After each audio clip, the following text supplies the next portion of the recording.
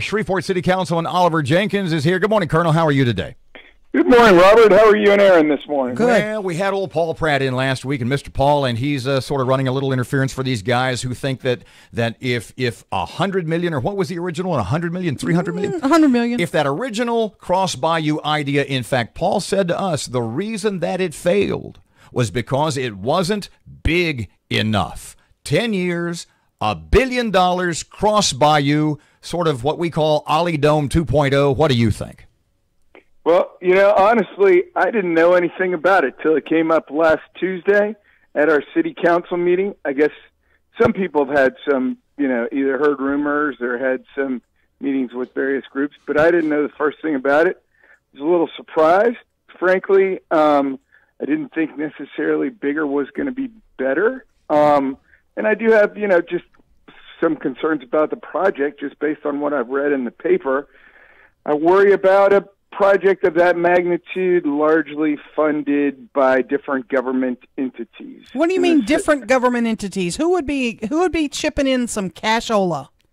Well, ultimately, if the state is relocating a significant portion of their employee base from the Fairfield office, then the state's got to be funding, or somebody needs to be funding ultimately this new office building. Right, and so then what happens to the existing office building? Is that just another building that's left, adjacent to another large building that doesn't have anybody in it either at the moment? Mm-hmm. I mean, that's not really healthy for our city. And then the other thing is when you talk about schools, one thing we don't need is more schools here. I mean, we know that there's a problem in the Cattle Parish school system right now, that they have too much infrastructure. So, building another school here, that's more taxpayer dollars with more infrastructure.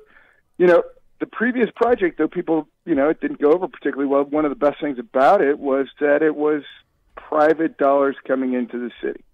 Now, this project, from what I've read, and that's all I have, to base it on, is largely what I call the transfer of public dollars from one location to another. And I don't know if that's really a sustainable model for a city. At the end of the day, isn't this idea of moving the state people from Fairfield and Jordan down to this new complex, isn't that just, like you said, just shuffling people? And what's it really creating as far as bringing new people and new businesses to the area? And I don't see that it is. Do you? I don't. But as I said in the beginning, I really haven't been, read in, or, maybe there's more to the model that's been presented in the newspaper, and that's fair. I hate to be too critical of something that I've, really never seen, but that is certainly my initial view when I got it. What about city money?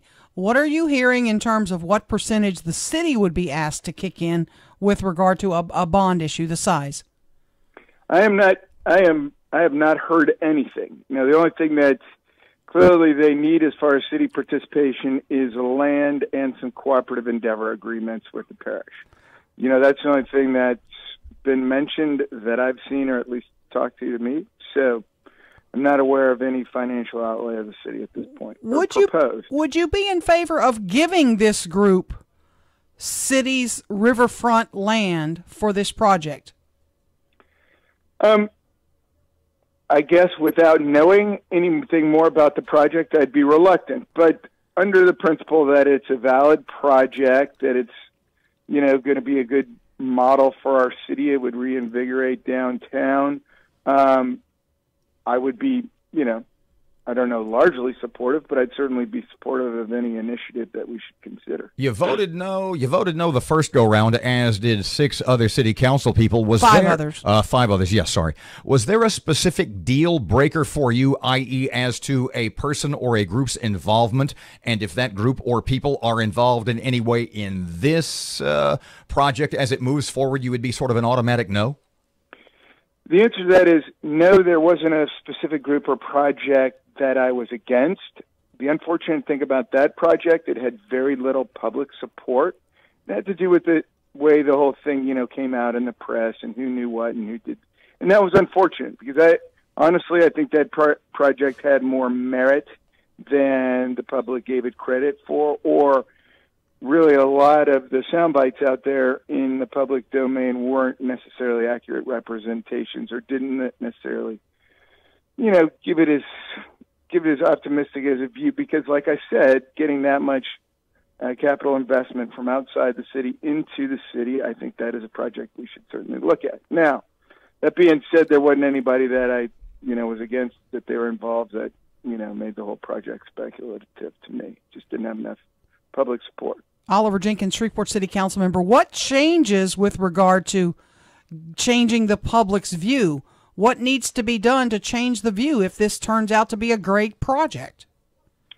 Well, I think the outreach and, what I'm going to say is, before we were kind of on a tight timeline, or at least the mayor was, on when she could present this and, bidding against another city and all the rest of it. Clearly in this model, there is not that compressed of a timeline or reason. So I think just more public dialogue, finding more people on board with it.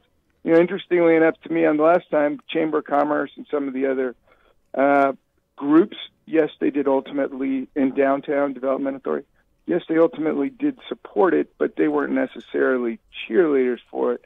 And when you're talking about a capital investment that the city was considering of that magnitude, without some strong, what I'm going to say, pro-business lobby supporting it, I think it was, I don't want to say doomed, but it was going to struggle. One last thing real quick. Sure. Would you support a vote of the people if there's a bond issue? I would support a vote of the people, sure. I'm not necessarily one that thinks, one has to have it, but we're not even sure what type of figure we're talking about and what the city's contribution would be at this